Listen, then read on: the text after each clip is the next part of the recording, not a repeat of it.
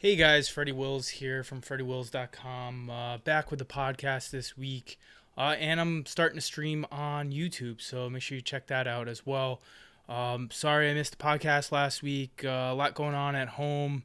I had a pretty bad sore throat last week. I'm starting to get better.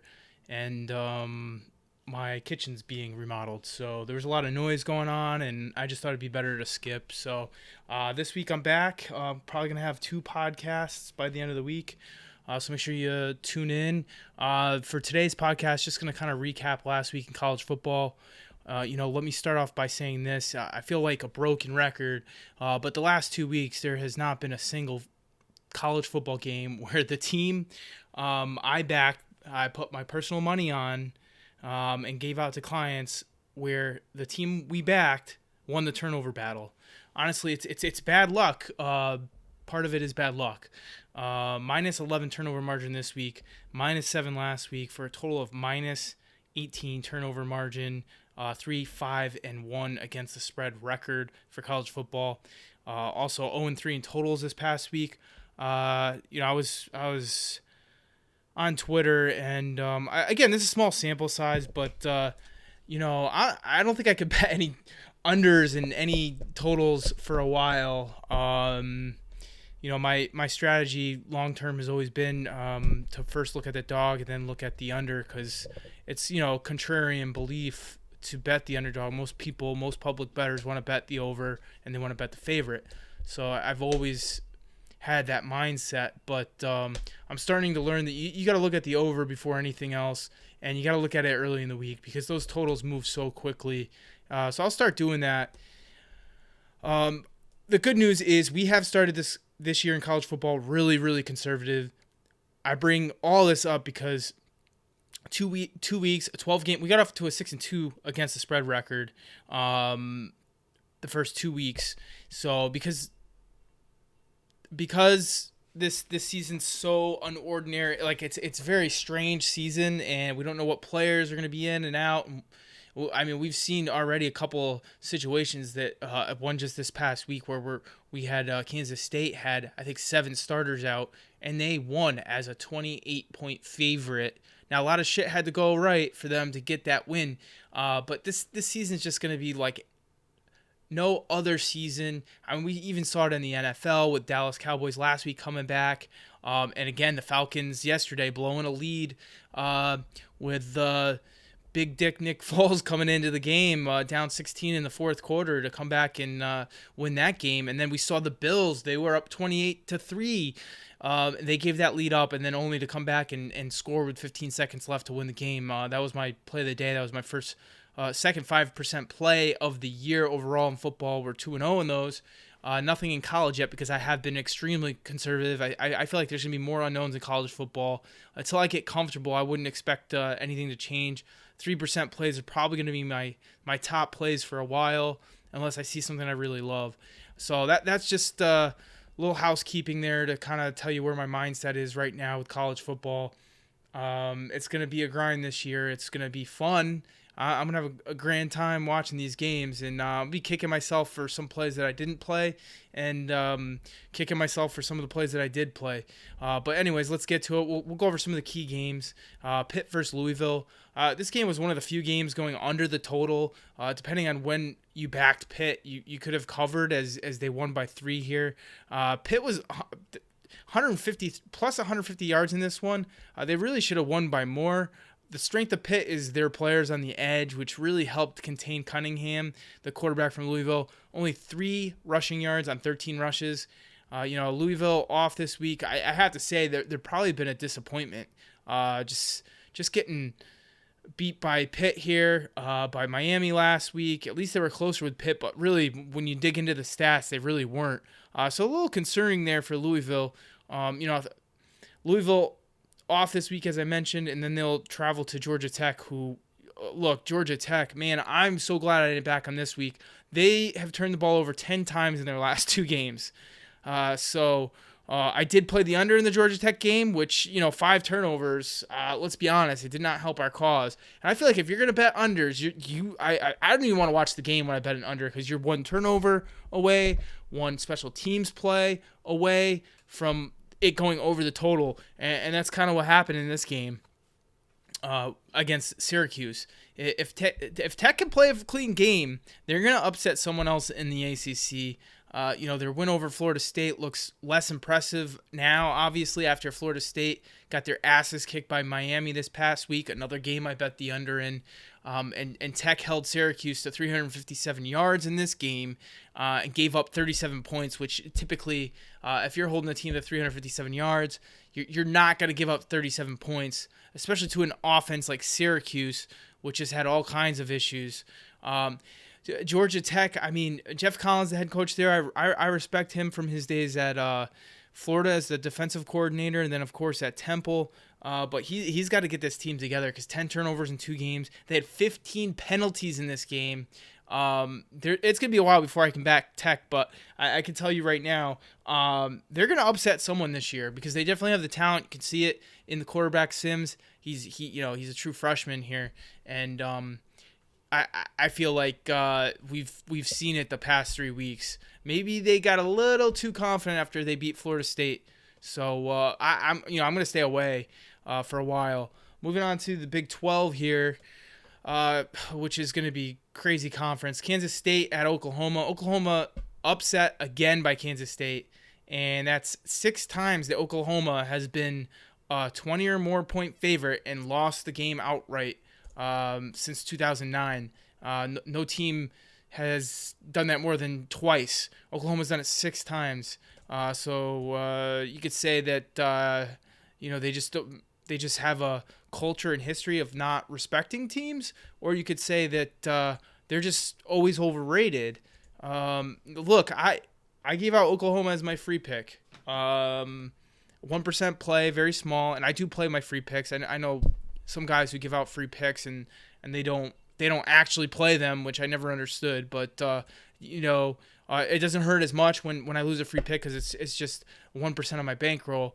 But look, Oklahoma had a 21-point lead multiple times in this game. They were just like one player away. I had them at minus 27.5. I bet them earlier in the week. Kansas State, they never gave up. Give them credit. Got inside the head of the Sooner players. Oklahoma had 4 turnovers in this game. They got a punt blocked. Their highly touted quarterback Spencer Rattler did not have a good day, and with costly turnovers, including a very poor throw at the end of the game that was picked off by Kansas State.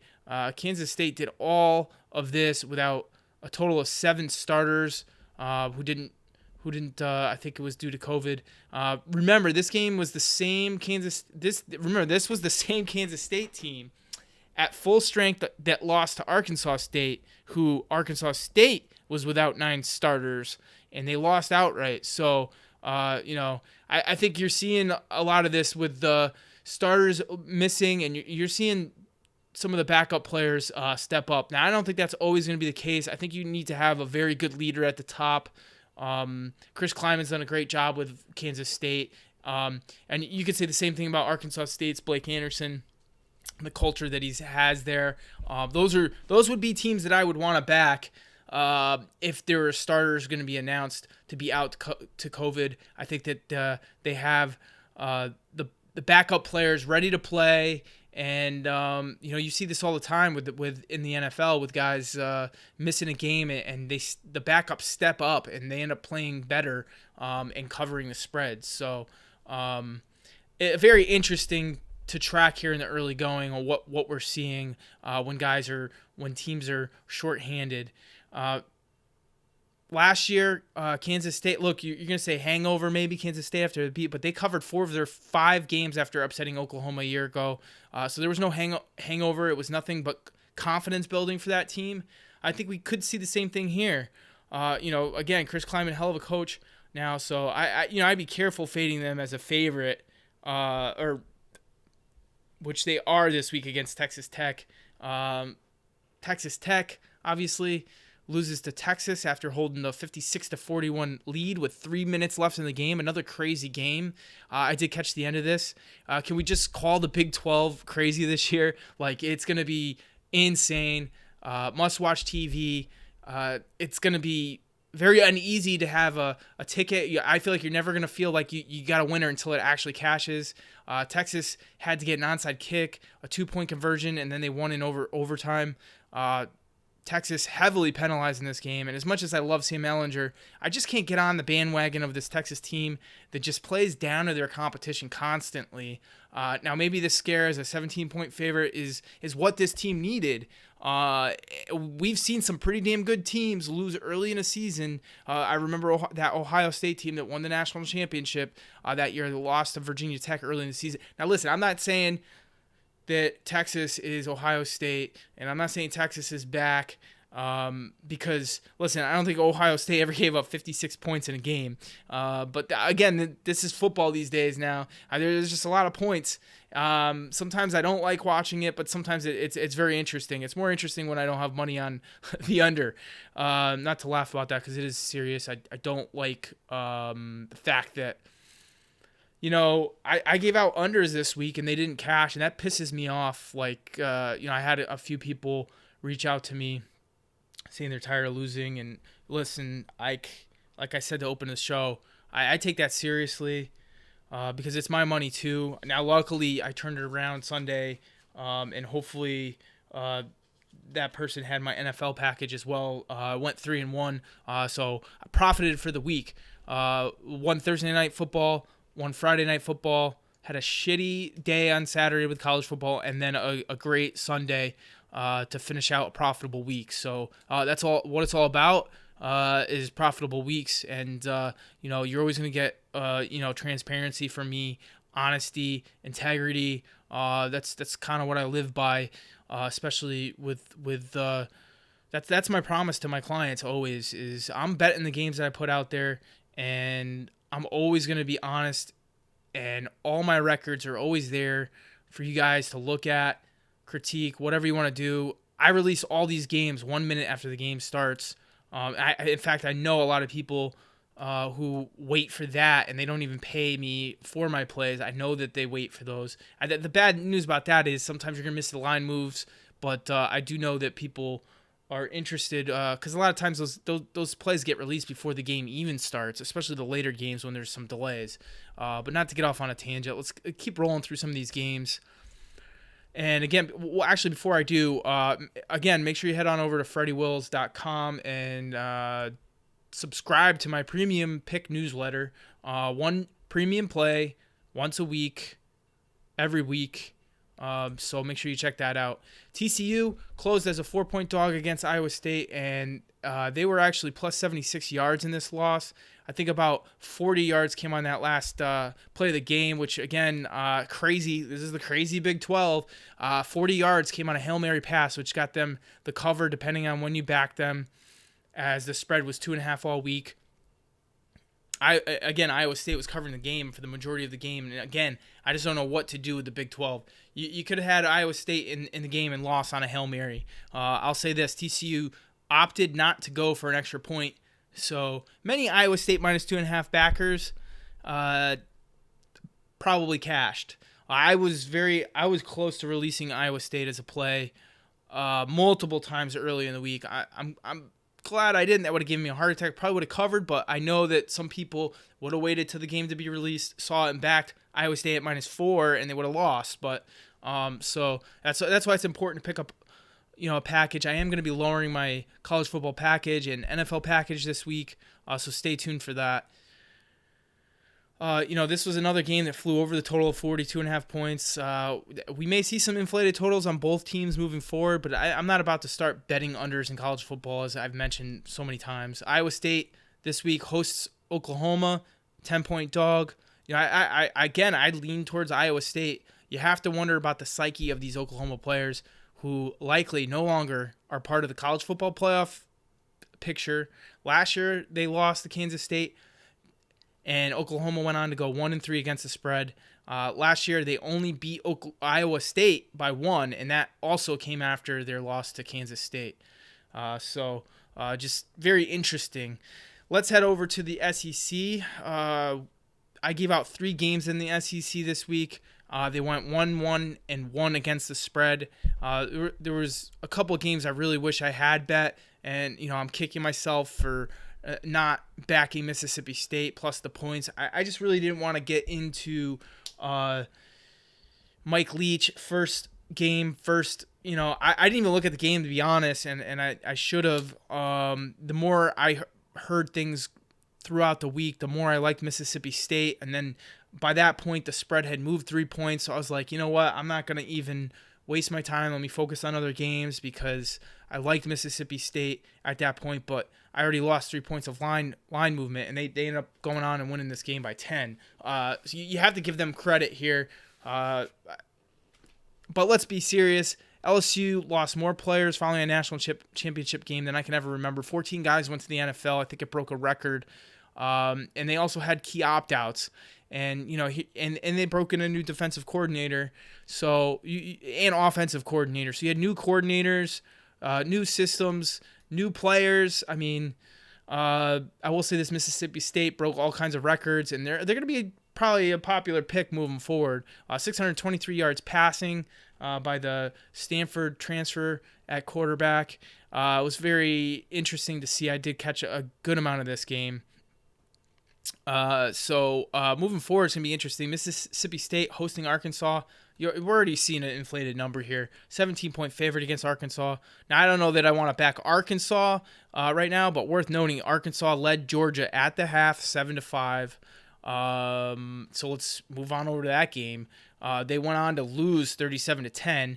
Really misleading final if you just look at the box scores. Georgia was a 28-point favorite. They didn't cover by only 1 point, but again, they were trailing 7-5 at halftime. They had just 387 yards in this one, while Arkansas had 280, so they were only plus 107 yards, nothing crazy. Georgia started freshman quarterback in Mathis, who was 8 for 17 for 55 yards and an interception. I'll be honest, I didn't get to catch this game because I have 3 screens going, and I didn't have money on this game. I caught a little bit of it going back and forth, but not much of it. They made a switch at halftime with Stetson Bennett, and it was 180. It was a 180 switch because he passed for 211 yards, went 20 for 29.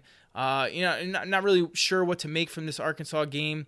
I really need to go back and look more before backing them against Mississippi State this week, because their defense looked really decent for a half at least. So maybe Arkansas first half might be worth a shot, but I really want to dig into if these coaches have seen a Mike Leach type offense and see what these defensive backs are talking about as well. Kentucky was another play that we gave out. They outplayed Auburn from a statistical perspective, outgaining them by 60 yards. They were 12 for 19 on third down, but 0 for 2 on fourth down, and they also had 3 costly turnovers. That's like 5 turnovers, which caused them not only to lose this game, but miss covering as a plus 7.5 point underdog that I gave out as one of my more I was really confident in that play. It was a 3% play for me. I still think it was the right side personally. I have doubts about Auburn's defense, yet we may not see that show up this week. They travel to play Georgia, whom had major issues on offense for a half against Arkansas. So we'll have to see moving forward. Kentucky, a 6.5 point favorite at home against Ole Miss. I'm a bit surprised to see the money coming in on Ole Miss here. But I will be looking to bet on Kentucky. I expect Kentucky will be able to put up a ton of points in that game, and perhaps Ole Miss might make more mistakes than on the road. That they played a clean game against Florida, really probably a perfect game offensively. I was really shocked in that Florida, and Florida was another play that I gave out. It did cover. I was shocked on how bad Florida's defense played in that game. That was very interesting. It did not look like a top 5 team to me. The offense was great. I love Dan Mullen, but the defense is going to allow some teams to come in on the back door to cover and possibly cause them to lose a game. This week they face South Carolina at home. They're an 18.5 point favorite. South Carolina's passing game will take some shots. The new offensive coordinator, Mike Bobo, we saw it against Tennessee, which was another one of my plays. It was the push. South Carolina +4 was the premium newsletter pick. So it was a 2% recommendation. And I wouldn't say we were lucky to get a a push. We could have won the game outright, or at least covered. South Carolina was -2 in turnovers in that game. I'll say worth noting is the quarterback from Tennessee, Tano. I don't know if he's going to be the quarterback for this entire season. He missed some wide open guys, some easy passes on third down. From that perspective, I felt like I was lucky to get the cover because Tennessee had some guys open and he just missed, overthrew them. He's lucky not to throw an interception this game, to be honest. Tennessee right now, I mean, they have a lot of hype. He's going to cause them to lose a game. They return home to face Missouri team that just got their asses kicked by Alabama, and they're an 11-point favorite. So I don't know. This week's the week to fade Tennessee. Missouri was down 28-3 at the half and 35-6 after 3 quarters, and then the final was 38-19 against Alabama. So that game was much worse than it looked. I do like their hire of Drinkowitz, but and I like that he kept the defensive coordinator around. But I'm still not crazy about backing first-year Power 5 head coaches. So year 2 is where I look to back them as an underdog. Historically, that typically pays pretty well.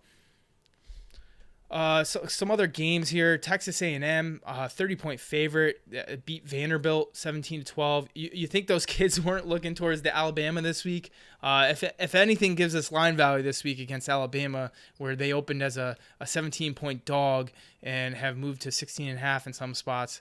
I do lean towards the Aggies. I know it's going to be a popular pick. I need to dig in more because the Alabama was misleading as well. Now, if Alabama won like 38-3, we could have saw a 20-point spread, and I probably would have pulled the trigger right away. Some other games that I caught, Duke versus Virginia. I had the under there, and we'll close on that, I guess, since we were talking about totals. Was kind of like the overall theme of this podcast. It went over the total despite not a great effort from the Duke offense. I don't think Chase Bryce is going to be the quarterback for very long there. 16 for 36, 246 passing yards, 2 touchdowns, and 4 interceptions. Virginia's offense looked good. It did not skip a beat without Bryce Perkins. Obviously I have tremendous respect for Bronco Mendenhall. I think he's a great coach. I think that this might not be the rebuilding year that some people are predicting. Their quarterback, Brennan Armstrong, he showed some potential. He was pretty impressive. I'm surprised he rushed for 47 yards on 10 carries. I really thought that Duke defense, would have been better against the run in this game. The key thing with Duke here is they were without 2 of their starting cornerbacks, so take that with a grain of salt before you go throwing Duke in the trash. But just a very interesting game. Virginia at Clemson this week. I expect Clemson, who was off last week, to want to make another statement here as 28-point favorites. I don't think it's going to be pretty for Virginia this week. Clemson also 0-2 against the spread so far this year, which they have had slow starts each of the last 2 seasons, which inevitably leads to line value. It's whether or not you want to, play a team 28. I don't know if they're going to just sit their players in the third quarter. So maybe a better way to look at this game is the first half. It should be like around 17 points. At least that's what Alabama was this past week, and they covered the first half easily. So I think that's the way to look if you want to back Clemson this week, which I may get involved with. That wraps up today's podcast. Thanks for listening, guys. I'm going to continue to make this better. Please feel free to send me an email, contact me on Twitter at Freddy Wills. Let me know how I can make this better. I'm going to start doing free pick videos as well later in the week, and possibly get into some of what I got into last year, knowing where like the money is on games and just any other tidbits that I pull throughout the week, matchups that I looked at that I didn't end up betting, why I didn't bet them.